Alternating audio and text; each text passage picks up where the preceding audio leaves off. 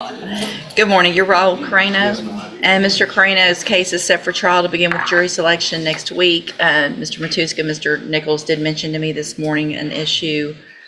It's with scheduling. The DNA was sent out to a private lab, and they were requested a little more like a month or so ahead of time notice, and I only gave them a few weeks, and they said they wouldn't be able to schedule.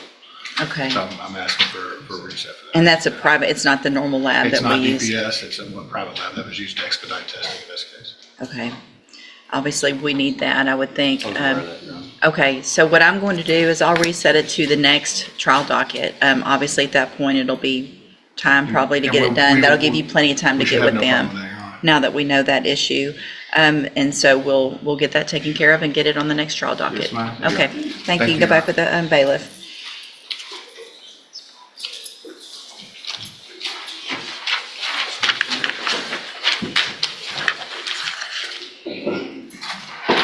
Is Mr. Samuel here? Oddman Samuel? Oh, yes, I'll hold your case. And Mr. Wilkerson, it looks like you've got a tablet out. Are you working on paperwork on Mr. Johnson? No, Your Honor. Okay, Romeo Johnson.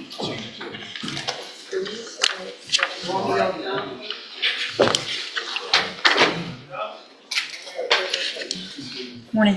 Morning. Morning.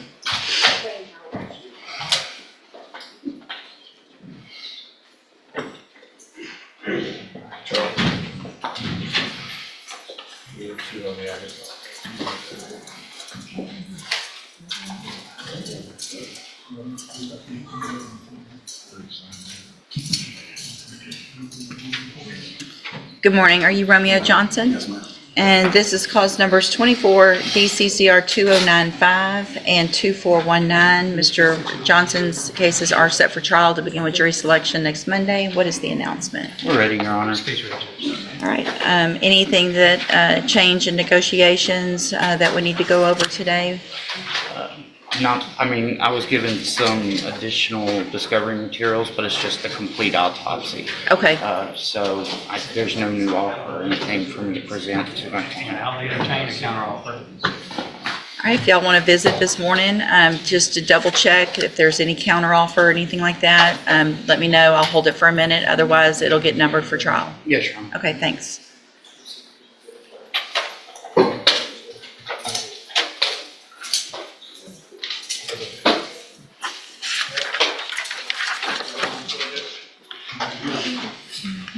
Mr. Galmore, you've got Ronnie Green.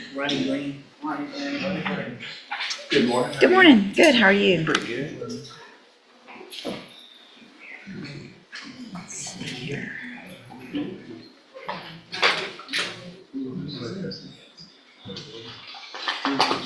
And this is for, you're requesting bonds on the two motion cases, Yes. correct? He's on deferred on two different cases. There's also additional fees. Thank you. I'll pull that up now, Mr. I'm just really asking for a setting on those additional files. Okay. Oh, okay. Okay. Good morning. Are you Ronnie Green the third? And Mr. Green, we have 23 DCCR 1502 and 24 DCCR 1320. Mr. Green is on probation for possession of a prohibited weapon and possession of marijuana. Motion to revoke probations have been filed in those two cases. There's a new indictment in cause number 25 DCCR 0735. Mr. Green is charged with money laundering. Mr.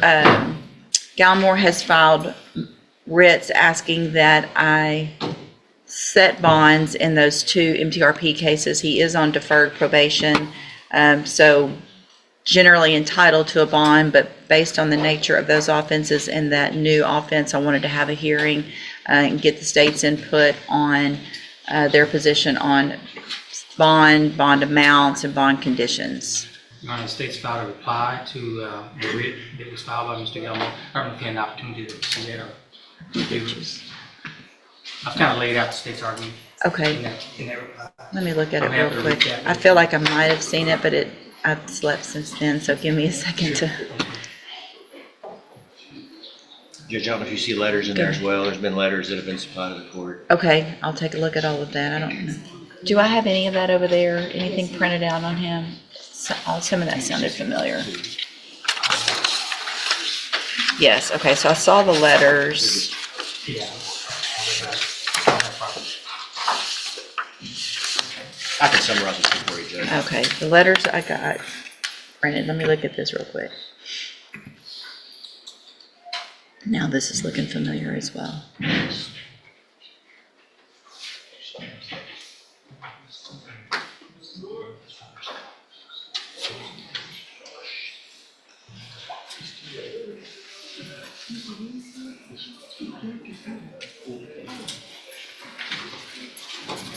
So yeah. And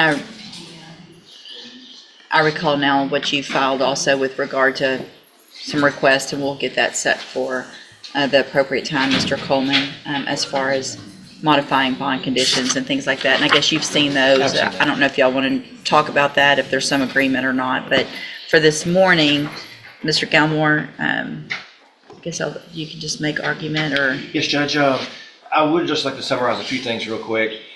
He is on probation for 2 cases. They are different offense dates, but I want to point out that he did not receive probation and then pick up a new case. These were the situation where he received probation and there was an older case that just simply not been filed yet. Since he's been on probation, there has not been the commission of any new offenses other than the offenses we're talking about today. I will say that he's been in jail for 20 days, which is longer than any other time that he's ever been arrested before. I did have discussions with the state today about a possible resolution that would involve Mr. Green going to ISF and not revoking his probation. And that sounds like a reasonable outcome. I have not had an opportunity to review the discovery in the new case, and so I don't feel like I'm in a position yet to advise my client on what would be the best option as far as that's concerned. I would point out that in the letters, there's one thing that really kind of struck a chord with me, is that since this alleged offense of the money laundering, which was earlier this year, Mr. Green has really taken a lot of efforts in his life to start walking the correct path. He became more involved in his church. He was baptized since the alleged commission of this offense. He's got a lot of family support. His mother is here in court today on his behalf. And so what we're just simply asking the court to do is set reasonable bonds. He is on deferred. And even though there is a new offense, I would say that the majority of all motions to revoke probations are based on illegal activity. Even if it's not a new offense that was committed, it's alleged. Very common is a failed drug test, and obviously if you're failing a drug test, you're committing a crime at some point, possessing that illegal drug. And so we're just simply asking the court to set reasonable bonds. I believe reasonable bonds in this scenario would be about $10,000 on each case. I believe the government is asking for $50,000 in their motion. Your Honor, and Mr. Galmore and I agreed that we are both asking the court to set reasonable bonds. My version of what's reasonable, given the fact that less than 1 year since the defendant was placed on 2 deferred adjudications, he's out allegedly committing money laundering. If the allegations are proven true that money laundering, those proceeds constitute proceeds from drug trafficking or delivering controlled substances, Judge, the opportunity, as Mr. Galmore put it, to walk the right path, the correct path, came back in 2024 when this court put him on probation for possessing a weapon that was outfitted with Glock switch. My version of what a reasonable bond should be in light of this defendant's actions is no less than $50,000 in each case. So if there is well, 2 things with regard to what you're talking about. One is, depending on whether or not the allegations were proven true, and if there was some thought of continuing Mr. Green on his probations and getting a probation on that new case, the only way I would go along with something like that would be for ISF, some type of cognitive program in custody. And while I understand and appreciate that he's making some strides on his own, from a legal standpoint, it doesn't make a whole lot of sense for him to be back out and then go right back in to ISF. The point of ISF is to get that done so that when you get out, you've got better tools to make better decisions so that you don't end up in prison for, I mean, you're looking at prison up to 10 years on those two cases, and then you've got the new money laundering case. So To address that, just real quick, Judge, the money laundering case, I've only been on the case for approximately 2 weeks. right. I've been speaking with Mr. Green. He states that he does have proof for a lot of the money, so I don't think at this point I can even advise him that agreeing to a deal where he goes ISF when that's the only violation is the appropriate route.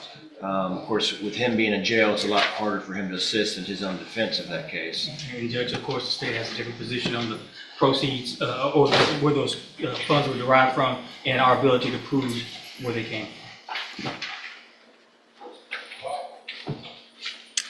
Let me look at something real quick. I guess.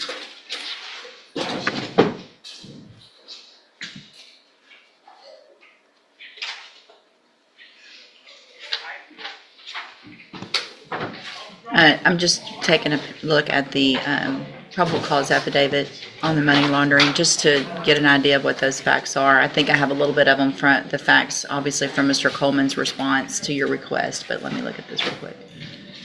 Actually, I can't read it. I'm printing something.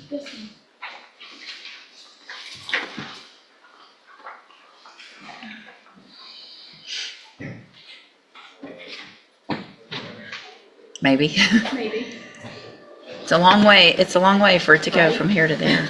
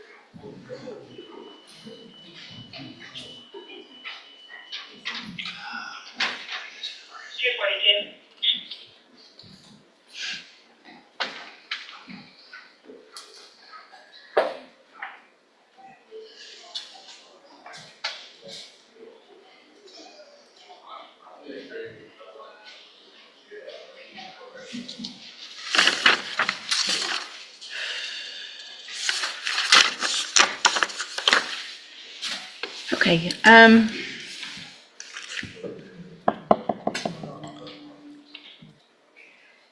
how long, obviously you need some time, Mr. Galmore, but how quickly could you get up to speed on the money laundering? It wouldn't take me very long to get up to speed on the discovery and watching the videos, but it'd be substantially more difficult to try to track down financial records for Mr. Green while he's incarcerated in the Jefferson County Jail, which is one of the reasons why we're asking for bonds, so that he can assist in that part of his defense. Your Honor, I would offer this. When interviewed by the law enforcement, the defendant indicated that he had no records that would show the source of the proceeds they received. That you're correct, that's what I see as well, other than maybe one social media post on Instagram. it appears on the roadside discussions about the sources of money that Mr. Green did not have a lot of answers necessarily, but I would say that on the side of the road, and the question about. Well, I think they brought him in and Mirandized him, right? Once at the jail, read Miranda warnings, waived his rights, and during the interview, couldn't explain how he obtained it, advised he sold one French bulldog late last year for $1,500, but nothing else. Didn't have a job. One Cash App thing he could show for that one dog. So, I haven't seen that video Yeah. yet. I'm assuming this video recording is supposed to. it should be, yeah. I just haven't had an opportunity to review that video. I do know that there was a car wreck where he received a settlement from that car wreck, so there were some additional funds that weren't discussed. But again, I don't have access to those records as of yet. Okay. All right, so what I'm going to do is grant the relief requested in 23-1502, set the bond in that case at $35,000. In 24 DCCR 1320, also set the bond at $35,000 in that case. I'm going to order as a condition of both of those cases that Mr. Green remain in Jefferson County, also that he wear a GPS monitoring device at all times, and then we will reset the case for a status at just in normal 30 days or so. Would Okay? the court believe or think that a curfew would also be appropriate? He's on probation, so he has a curfew. All the standard conditions. All the standard, you're still on probation, so if you make these bonds, all your regular conditions apply, but now there's the GPS monitoring device and a remain in Jefferson County also as a condition of your bond, not just your probation. Okay? All right. Thank you, Judge. Yes, sir. Judge, can I approach very briefly on? Give me just a second. I don't know if I need all that, but that's all his stuff. Yes, sir?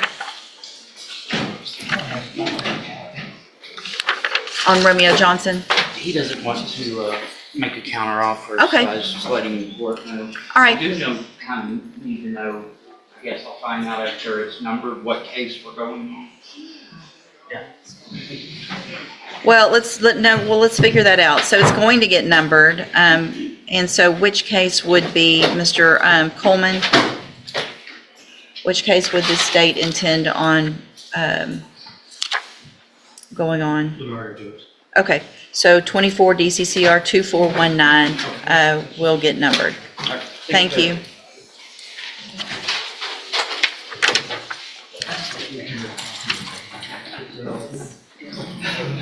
What? Yeah, because I'll number them, and then in a little bit, I might get one of y'all to help me send out the trial order. So yeah, she didn't reset any of those yet. Yes, ma'am, thank you.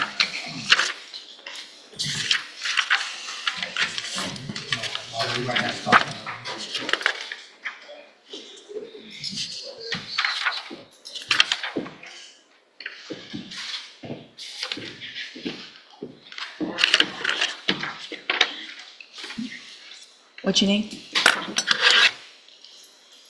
Mr. Rojas, you have Christian Kane.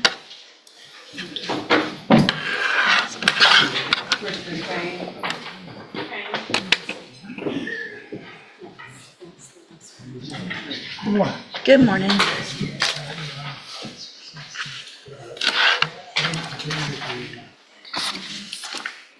He's competent, we'll do the competency first things. Thank you.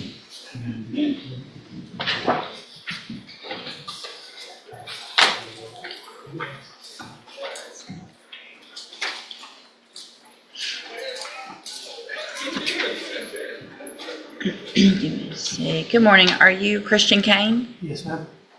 Okay. We're going to lesser. Yes, you're right. This is cause number 24, DCCR 1947. I am going to take judicial notice of the court's file, including Mr.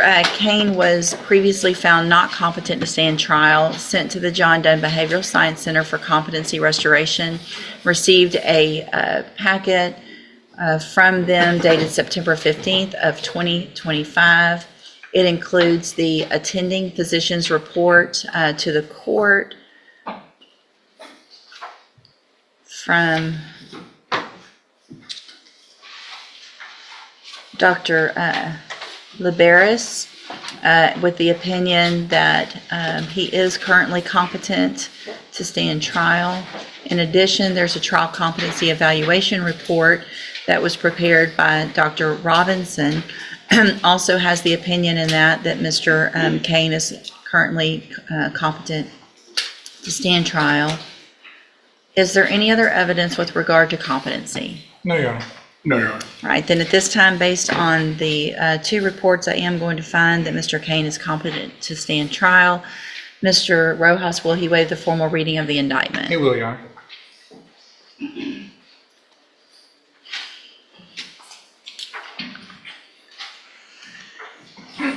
Mr. Kane, in cause number 24 DCCR 1947, the state's elected to proceed on the lesser included offense of a Class A misdemeanor evading detention, and that's from August 9th of 2024. And how do you plead to that charge? Guilty. Okay, and are you pleading guilty freely and voluntarily? Yes, sir. And because you did what they charged you with? Yes. I have here on the tablet some documents that have your signature on them that the state has marked as exhibit number 1. Before you signed these, did you go over them with Mr. Rojas? Yes, I did. Do you fully understand them? Yes. And do you understand, if I follow the agreement that you've made with the district attorney, that you will be waiving or giving up any right to appeal? Yes, Your Honor. And are you a U.S. citizen? Yes. State tenders number 1. No objection. It's admitted. All right, Mr. Kane, I'm going to find again that, find that you entered your plea of guilty freely and voluntarily. Find again that you're mentally competent and you understand the nature and the consequences of your plea. Find sufficient evidence to find you guilty, and at this time find you guilty of the lesser offense of a Class A misdemeanor evading detention. Sentence you in accordance with your agreement to a term of 90 days in the Jefferson County Jail. You will receive credit on that sentence for any time that you've been in custody that the law gives you the right to receive. I'm handing you the trial court certification. That shows that this was an agreement that I followed, and so you've waived your right to appeal. All right, good luck to you, sir. You can go back with the bailiff.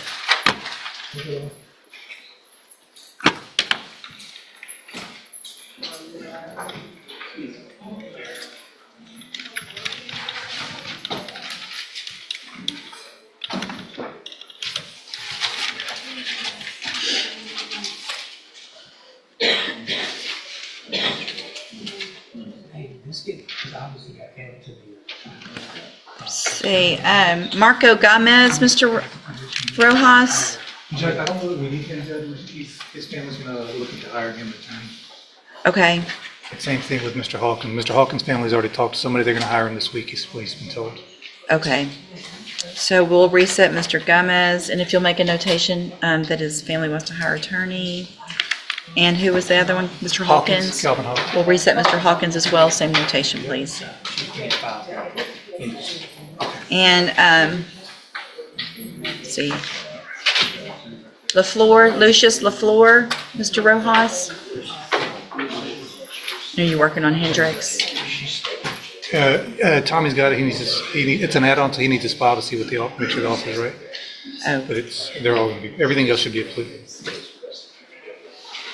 I'll email the attachment. thank you. I don't know what happened.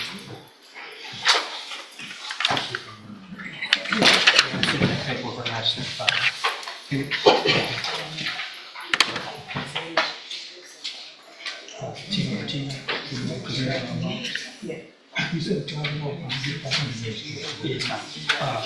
30 days in jail. I don't have that. Let's hold on. Oh, he's already. Correct the time, I'm okay. Good morning. Are you Lucius LaFleur? Yes, ma'am. And will your client waive the formal reading of the motion? He will, Your Honor. Mr. LaFleur, in cause number 20-33730, I have a motion to revoke your community supervision. This shows that you were placed on probation November 3rd of 2021 for the third-degree felony offense of theft of material, and that was a 7-year term in prison that was probated for 10 years. Is that correct? Sure. And the motion alleges that you violated your probation. Count 1 alleges that you committed the new offense of a Class A misdemeanor assault September 11th of 2023 in Angelina County, Texas. And is that true or not true? True. Count 2 alleges that you committed the offense of possession of a controlled substance January 23rd of 2024 in Angelina County, Texas. And is that true or not true? True. Count 3 alleges that you failed to report to the Jefferson County Probation Department by mail or online for the months of April, May, June, July, August, September, October, November, and December of 2023 and January of 2024. And is that true or not true? True. You guys have an agreement, right? Do I need to keep going, Mr. Coleman? That's what I was looking for. That, the state will waive the remaining counts. All right, so stay abandoned 4 through 6. Mr. LaFleur, did you enter your pleas of true to counts 1, 2, and 3 freely and voluntarily? True. And did you plead true to those counts because they're actually true? True. I have here on the tablet some documents that have your signature on them that the state has marked as Exhibit Number 1. Before you signed these, did you go over them with Mr. Rojas? True. Yes, I did. Thank you. And do you fully understand them? Yes, I did. And do you understand, if I follow the agreement that you made with the district attorney, that you will be waiving or giving up any right to appeal? True. State tenders number 1. No objection. It's admitted. Is there any evidence that Mr. LaFleur is not competent? No, Your Honor. All right, sir, I'm going to find that you entered your pleas of true to counts 1, 2, and 3 freely and voluntarily. Find those counts true. Find sufficient evidence to revoke your probation, and at this time, revoke your probation and reassess your punishment in accordance with your agreement to a term of 2 years in the Institutional Division of the Texas Department of Corrections. You will receive credit on that sentence for any time that you've been in custody that the law gives you the right to receive. I'm trying to print, and it's just... I'm going to hand you the trial court certification that shows this was an agreement, so you've waived your right to appeal. I'm also going to hand you a written admonishment regarding your ineligibility to possess a firearm or ammunition. Because your probation you've been on it for a while, I'm not sure that you got this when you initially got on probation. But because of the judgment entered against you, you are ineligible under Texas law to possess a firearm or ammunition. Possession of a firearm or ammunition could lead to charges. Courtrooms are about more than laws. They're about choices, accountability, and consequences. Every hearing tells a different story, but the lesson is often the same. The decisions you make today can follow you for years to come. Do you agree with the judge's ruling, or would you have made a different decision? Let us know in the comments, and don't forget to subscribe for more real courtroom stories and legal breakdowns.